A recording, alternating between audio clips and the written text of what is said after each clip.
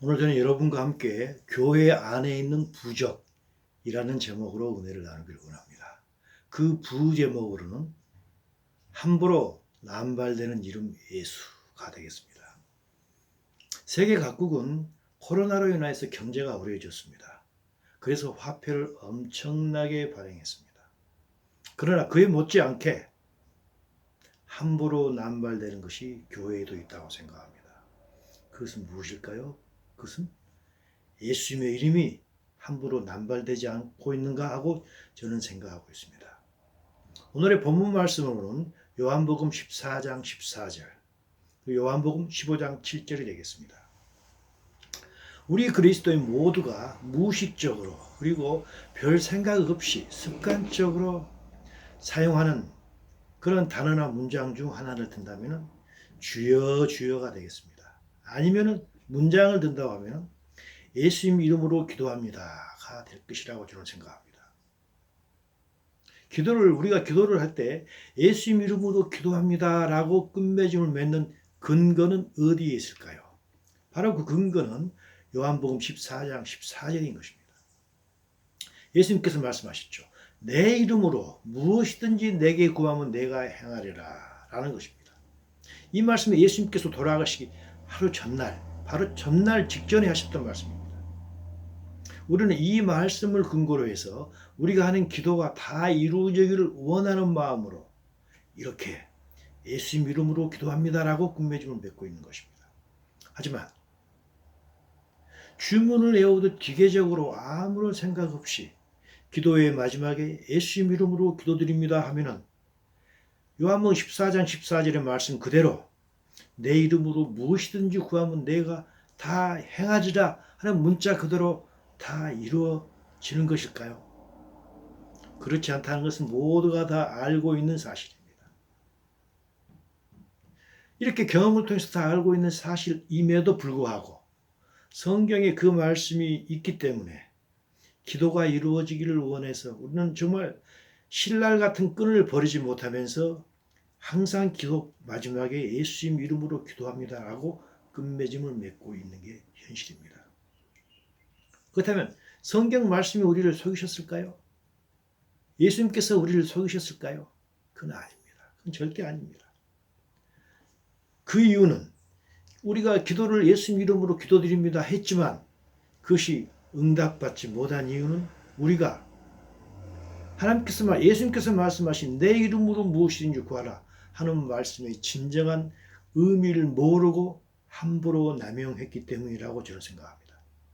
오늘 저는 내 이름으로 구하라는 문구에 대한 깊은 생각을 함으로 말미암아 어떻게 하면 우리의 기도가 예수님 이름으로 기도합니다라고 담대하게 끝맺음을 할 수 있는 그런 기도가 될까를 생각하기를 원하고, 또 하나는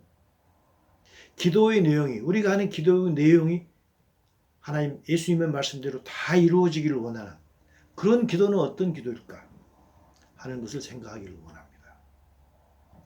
우리는 모두가 직장 생활을 하든지 사회 생활을 합니다. 직장 생활을 할 때 빼놓을 수 없는 것 중에 하나가 무엇인가요? 바로 그것은 결제 서류입니다.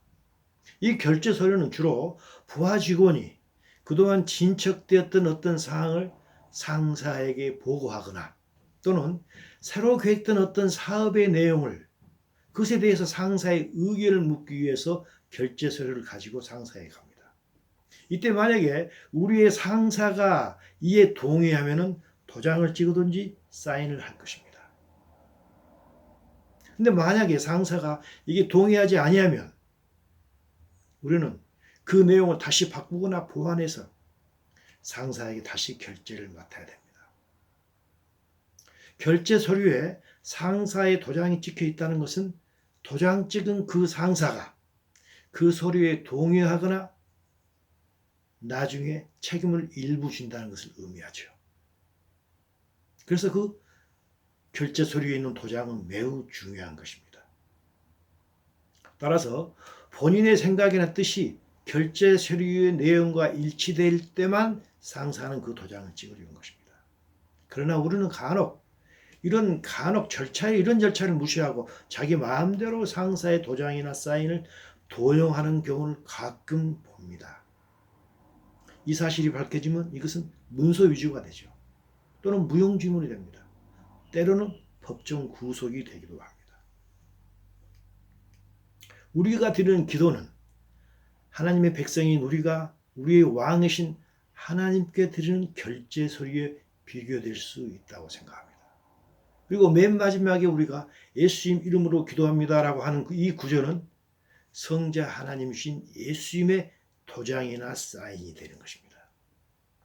따라서 우리의 기도 내용이, 우리가 하는 기도 그 내용이 도장의 주인이신 예수님의 생각이나 바람과 일치가 될 때 예수님 이름으로 기도합니다라는 그 도장이 도장으로서의 의미를 갖게 되는 것이죠.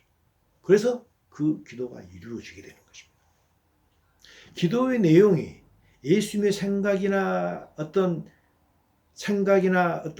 가지고 있는 의견과 일치하지 않는데도 불구하고 우리가 예수님 이름으로 기도합니다 라고 도장을 함부로 남발한다면 이건 문서 위조가 될 것입니다.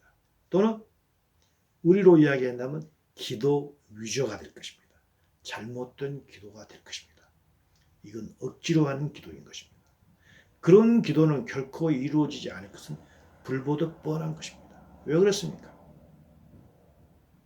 우리의 기도에 응답해 주시는 예수님의 생각과 우리의 기도의 내용이 일치하지 않기 때문입니다. 물론 때로는 영적으로 아직 어릴 때 예수님의 생각을 잘 헤아리지 못한 연약한 상태에서 우리가 어떤 간구를 한다 할지라도 이때도 기도가 이루어지기도 합니다. 이것은 하나님께서 당신의 살아계심을 믿음이 약한 우리에게 보여주시기 위함인 것이죠. 이것을 우리는 기적이라고도 합니다. 하지만 하나님께서는 이것을 표적이라고 하시죠. 바로 요한복음 14장, 6장 14장에서 이 말씀이 있습니다. 이건 오병이어 기적을 행할 때입니다. 그 사람들이 예수께서 행하신 이 표적을 보고 말하되 이는 참으로 세상에 오실 그 선지자라 하였더라 했습니다. 이 표적이 뭔가요? 기적이 무엇인가요? 바로 하나님께서 자신이 하나님 되심, 자신이 아직 살아계심을 우리에게 보여주기 위한, 우리에게 그런 체험을 주기 위해서 하나님께서 우리에게, 믿음이 연약한 우리에게 행하시는 그런 일 아니겠습니까? 당신의 살아계심을 체험함으로 말미암아 당신을 향한 우리의 믿음을 강하게 하시기 위함인 것입니다. 이것은 이스라엘 민족이 출애굽할 때 출애굽 초기에 모세 시대에는 어땠습니까? 그들의 믿음이 아주 연약했습니다. 그때 홍해가 갈라지게 했습니다. 갈증을 할 때 반석에서 물이 나게 하시고 고기가 먹고 싶을 때 메추라기를 주셨습니다. 그리고 매일매일 만나를 주심으로 말미암아 이스라엘 민족에게 하나님을 향한 믿음이 강하게 키우신 것과 같으신 것입니다. 하지만 모세 시대가 끝나고 여호수아 시대가 왔습니다. 여호수아 시대는 모세 시대에 있었던 여러 가지 기적과 이사를 다 체험했던 그 사람들입니다. 그래서 이렇게 하나님을 체험해서 믿음이 성숙한 여호수아 그 시대에는 하나님께서 어쩔 때 하나님의 기적을 베푸시고 하나님의 살아계심을 보여주시나요? 율법을 행할 때입니다. 바로 여호수아서 1장 7절에서 하나님께서 직접 이 말씀하셨던 것입니다. 이때는 모세 시대가 아니고 여호수아 시대입니다. 여호수아 시대는 모세 시대보다 사람들이 하나님을 더 많이 알았던 그 시대입니다. 하나님을 알았기 때문에, 믿음이 커졌기 때문에 너희들이 율법을 다 행하고 우러나 좌로나 치우치지 말라. 그리하면 어디로 가든지 형통하리라. 그리하면 너희들이 기도를 했을 때 내가 다 이루어진다는 이야기입니다. 그것뿐 아닙니다. 하나님의 생각대로 살아갈 때 그들의 기도가 응답을 받게 된다는 것입니다. 어릴 때는 하나님의 생각대로, 하나님의 생각이 무엇인지 알 수가 없습니다. 하지만 믿음이 어느 정도 성장한 후에는 하나님의 생각도 알게 되는 것입니다. 그래서 같은 여호수아 3장 5절에서 이런 이야기가 있었죠. 여호수아가 백성에게 이르되 너희는 자신을 성결하게 하라. 왜 그렇습니까? 성결하게 사는 것이 하나님의 뜻이기 때문입니다. 성결하게 하라. 여호와께서 내일 너희 가운데 기이한 일들을 행하시라. 너희가 하나님의 뜻대로 성결하게 산다면 너희의 기도가 다 이루어진다는 것입니다. 표적을 보여주시고 기적을 보여주신다는 것입니다. 그것이 무엇인가요? 여호수아 시대 요단강이 멈춰섰습니다. 그리고 여리고 성이 무너졌던 것입니다. 이것은 하나님의 살아계심을 체험해서 우리의 믿음이 어느 정도 된 이후부터는 성숙한 자로서 우리의 원함보다는 하나님의 뜻을 헤아려서 기도할 때 기도가 응답이 된다는 것입니다. 이것이 바로 예수님의 이름으로 기도한다는 그 본래의 의미가 되는 것 아니겠습니까? 신약에서 예수님은 이렇게 말씀하십니다. 마태복음 16장 25절입니다. 누구든지 나를 위하여 제 목숨, 소울입니다. 혼입니다. 제 혼을 잃으면 찾으리라. 무슨 말인가요? 제 목숨을 잃는다는 것은 무슨 말인가요?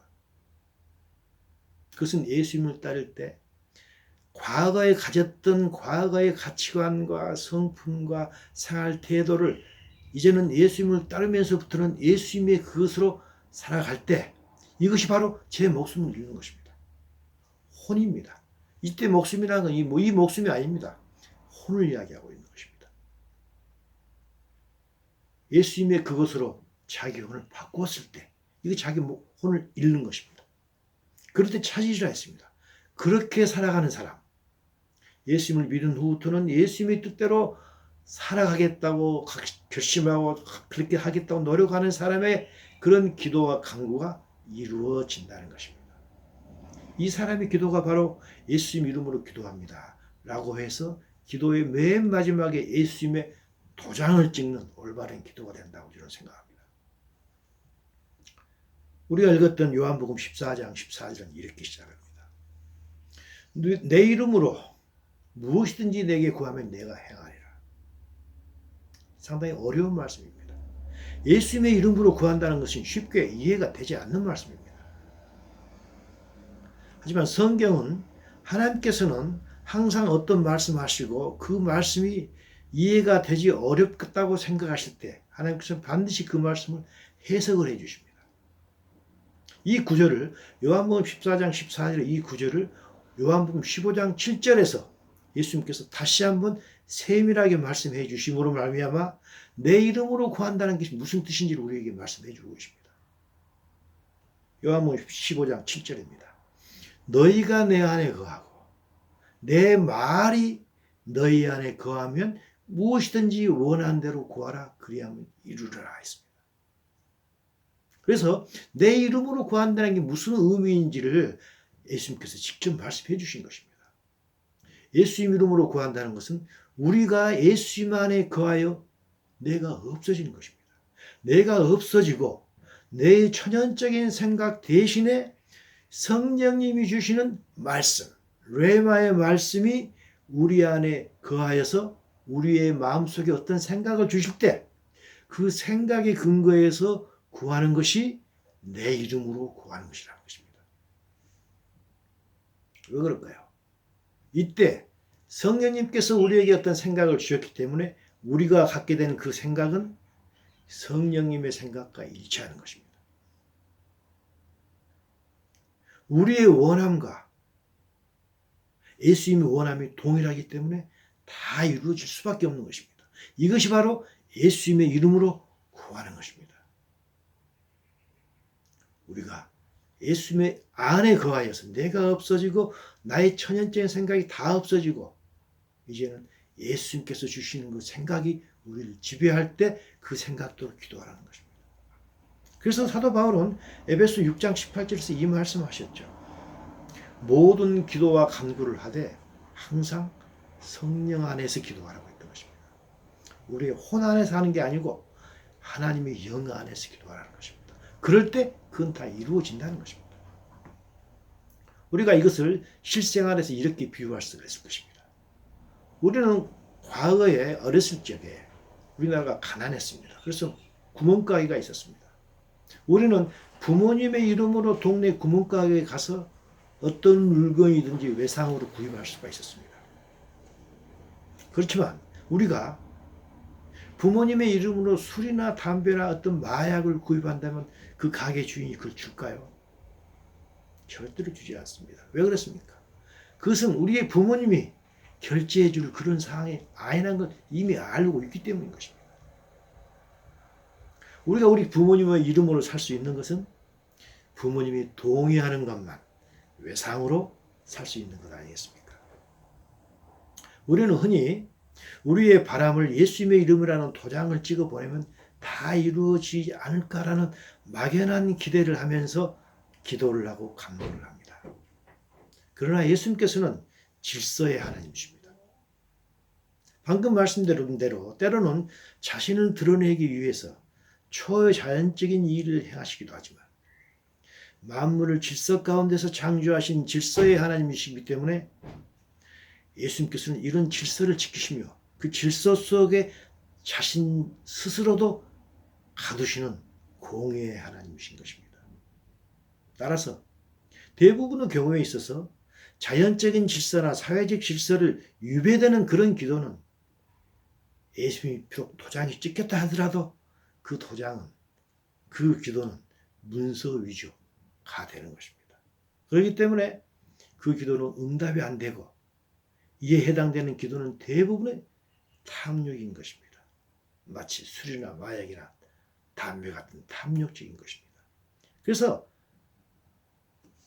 예수님의 동생이었던 야고보가 이 말씀하셨죠. 너희가 얻지 못하면 구하지 아니함인데 구하여도 받지 않는 것은 정력으로 쓰려고 잘못 구했다고 했던 것입니다. 비록 예수님의 이름으로 구한다 할지라도 잘못 구했기 때문에 이루어지지 않는다는 것입니다. 마약이나 술이나 담배를 부모님께서는 허락하지 아니하시듯 우리의 정욕을 위한 기도는 역시 하나님께서 들어주시지 않는다는 것입니다. 따라서 예수님 이름으로 기도한다는 그런 기도의 내용을, 예수님 이름으로 구한다는 그런 의미는 우리의 기도의 내용을 예수님께서 이미 동의한 내용이라는 것입니다. 즉 기도의 내용이 나만의 생각이 아니라는 것입니다. 나의 생각과 예수님의 생각이 일치하는 것입니다. 그럴 때 우리는 예수님의 이름으로 기도합니다 라고 담대하게 끝맺음 맺을 수 있는 것입니다. 우리는 그런 기도를 해야 될 것입니다. 이것은 어떤 믿음을 가질 때 나오는 기도일까요? 빌리비의 믿음일까요? 빌리비 인의 믿음일까요? 이것은 빌리비 인의 믿음을 가질 때 나오는 기도입니다. 바로 우리가 읽었던 요한복음 15장 7절에서 그렇지 않습니까?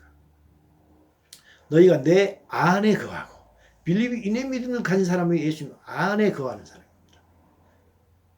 예수님 밖에 거하는 게 아닙니다.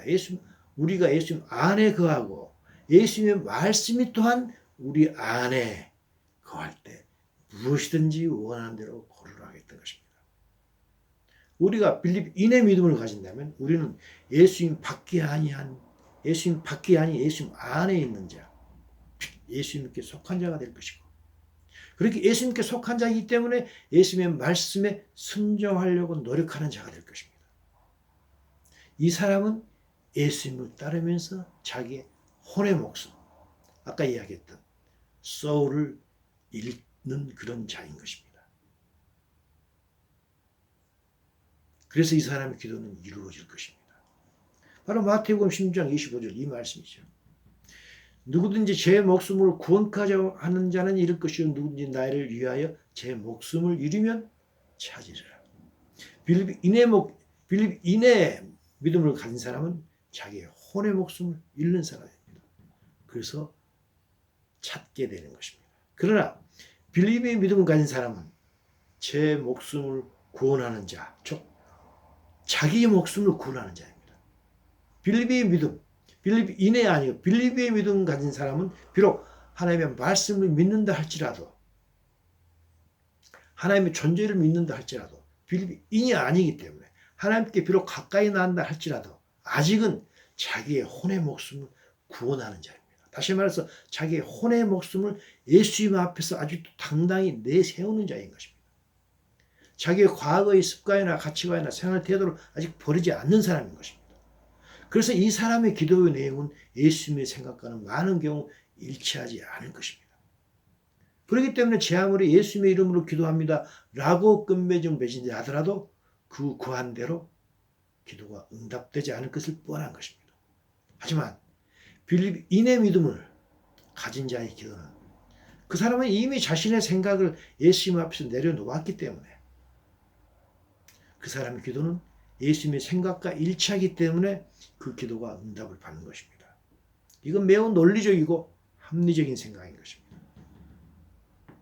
이런 빌립인의 믿음을 가질 때, 이럴 때 그 사람의 기도는 이 땅에서 응답받을 것이고 예수님 재림하실 때 또한 부활되고 휴거될 것입니다.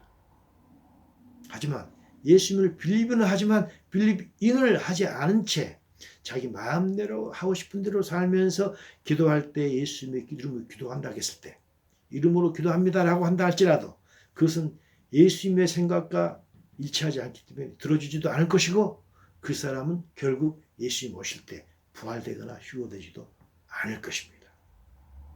그래서 그 사람은 제 목숨을 구원하고자 하지만 그걸 결국 잃는 것입니다. 하지만 빌립인의 믿음 가진 사람은 제 목숨을 잃었지만 혼의 목숨을 잃었지만 결국에는 찾는 것 아니겠습니까? 그렇다면 우리는 무엇을 위해서 기도를 해야 될까요?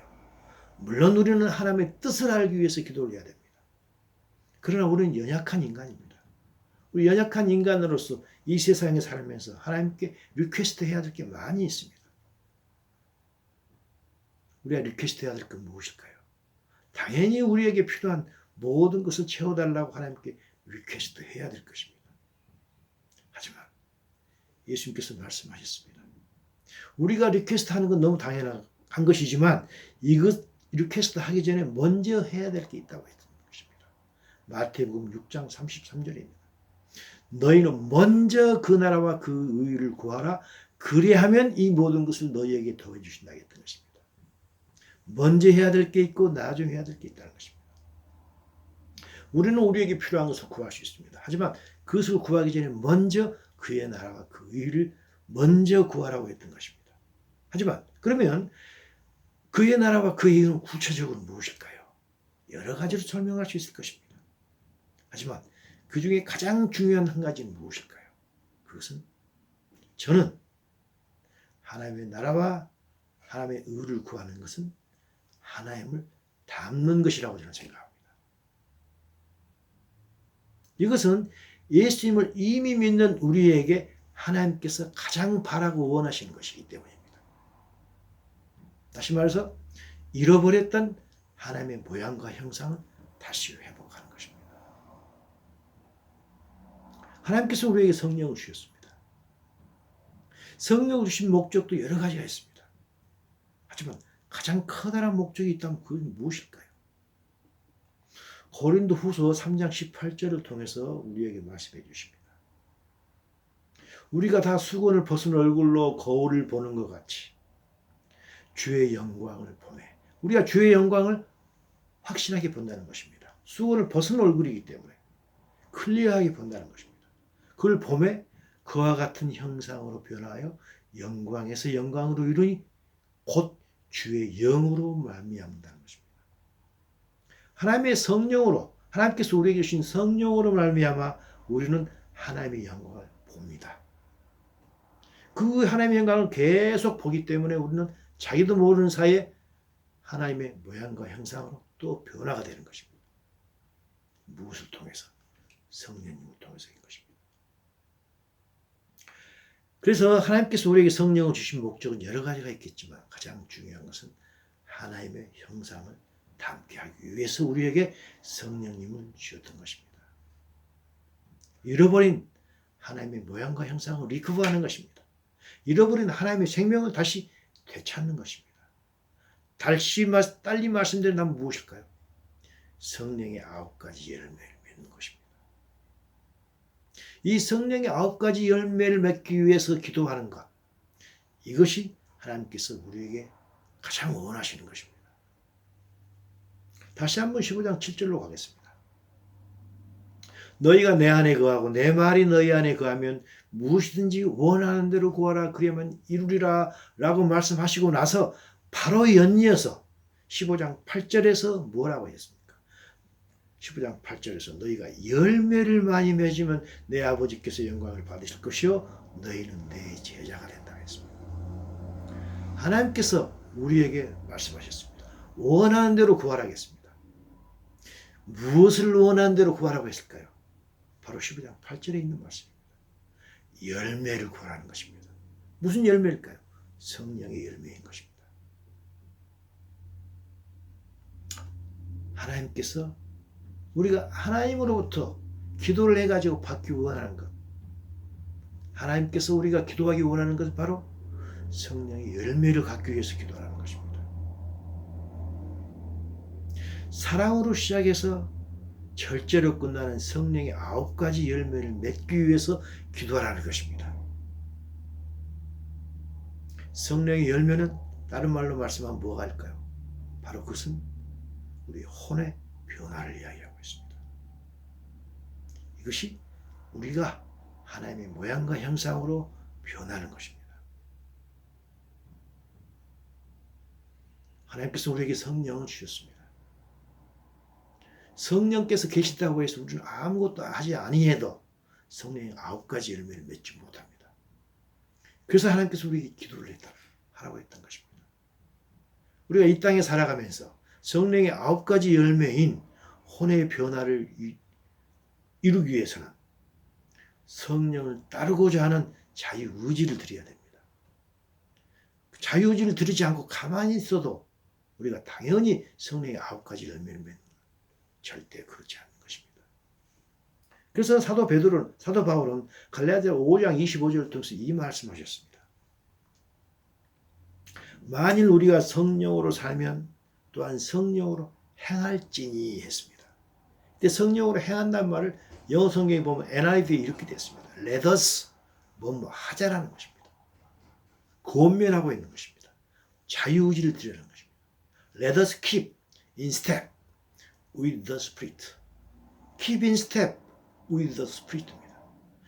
하나님의 영이신 성령님과 함께 매일매일 한 발자국 한 발자국을 같이 나가라는 것입니다.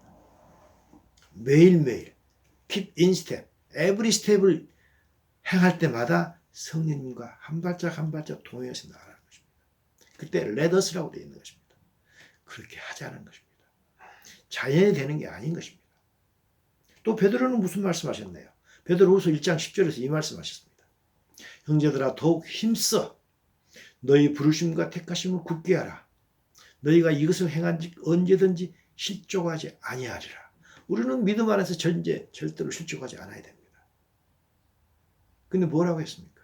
너희의 부르심과 택하심을 더욱 힘써서 굳게 하라 하겠습니다.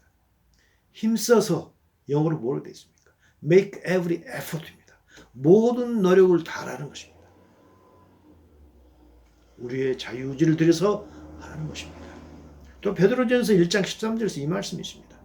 그러므로 너희 마음의 허리를 동이고 근신하여 예수 그리스도께서 나타나실 때 너희에게 가져다 주실 은혜를 온전하게 바라겠습니다. 예수님께서는 이 땅에 오실 때, 강림하실 때 우리에게 은혜를 베푸십니다. 그 은혜는 누구에게 베푸시나요? 우리의 마음의 허리를 동이고 근신하는 자입니다. 근신한다 할 때 영어로 어떻게 됐습니까? Be self-controlled라고 되어 있습니다. 매일매일 자신을 self-control하라는 것입니다. 자유의지를 드리라는 것입니다. 우리가 거룩하게 살기 위해서 성령을 따르기 위한 자유의지를 드릴 때 예수님 오실 때 예수님께서 우리에게 예수님의 엄청난 은혜를 베푸시는 것입니다. 예수님께서 강림하실 때 우리에게 베푸신 은혜는 무엇인가요? 혼의 구원입니다. 몸의 구원인 것입니다. 이 내용에 대해서는 나중에 또 자세하게 말씀드릴 기회가 있으리라고 생각합니다. 결론을 내리도록 하겠습니다. 우리가 예수님의 이름으로 기도드립니다 라고 자신있게 담대하게 기도를 드릴 수 있는 그 기도가 있다면 그 기도의 내용은 무엇일까요? 그것은 혼의 변화를 위한 기도입니다. 하나님의 모양과 형상을 회복을 위한 기도입니다. 성령의 9가지 열매를 맺기 위한 기도입니다. 이 기도와 함께 우리가 우리 자신의 십자가를 지는 자유의지를 드릴 때 이 기도는 예수님의 이름이라는 그 이름에 먹칠하지 않는 것입니다. 우리가 이렇게 기도를 드릴 때 우리는 예수님의 이름을 남발하지 않는 것입니다. 이 기도를 드릴 때 하나님께서 기뻐하시기 때문에 그 기도는 반드시 응답이 될 것입니다. 요한복음 15장 8절을 다시 한번 하도록 하겠습니다. 너희가 열매를 많이 맺으면 내 아버지께서 영광을 받으실 것이요 너희는 내 제자가 되리라 했습니다. 우리가 성령 열매를 많이 맺어서 우리의 혼이 성화가 되어서 예수님과 결혼할 수 있는 예수님의 신부로서 거룩하게 살아간다 할 때 이것은 우리의 능력으로 되지 않습니다. 하기 때문에 우리는 예수님께 기도를 해야 되는 것입니다. 이럴 때 그래가지고 우리가 많은 성령의 열매를 맺어서 예수님의 신부가 되기에 합당한 그런 거룩한 자로 살아갈 때 하나님께서는 영광을 받으실 것입니다. 그리고 우리는 그때 비로소 예수님의 참된 제자가 될 것입니다. 올 한 해는 하나님의 형상을 회복하는 참으로 복된 그런 한 해가 되기를